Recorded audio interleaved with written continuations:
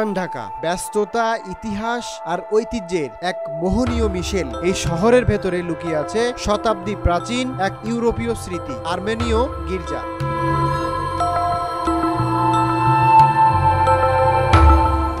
1781 সালে নির্মিত এই গির্জা শুধুমাত্র একটি উপাসনালয় নয়, বরং এটি এক হারিয়ে যাওয়া সম্প্রদায়ের জীবন্ত স্মৃতি।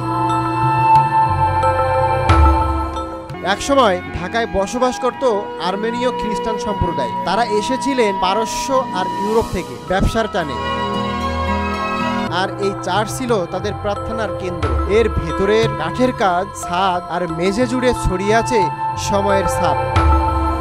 গির্জার চারপাশে রয়েছে অনেক সমাধি। এই সমাধিগুলো বলছে আর্মেনীয়দের ইতিহাস, কে কবে এসেছিলেন আর কোথায় তাদের শেষ ঠিকানা হয়েছিল। এমনই একজন ছিলেন ক্যাচিক থমাস, যিনি ছিলেন ঢাকার একজন বিশিষ্ট আর্মেনীয় ব্যবসায়ী। তার মতোই আরও অনেক নাম খোদাই হয়ে আছে পাথরে। একসময় এই গির্জার ঘণ্টা প্রতিদিন শহরের বাতাসে বেজে উঠত। এখন তা নিঃশব্দ। কিন্তু গির্জাটি দাঁড়িয়ে আছে গর্ব নিয়ে, নীরব সাক্ষী হয়ে। বর্তমানে এখানে নিয়মিত উপাসনা না হলেও এটি একটি দর্শনীয় ঐতিহাসিক স্থান হিসেবে সংরক্ষিত। দেশি বিদেশি বহু পর্যটক আসেন এই স্থাপত্য আর ইতিহাস দেখতে।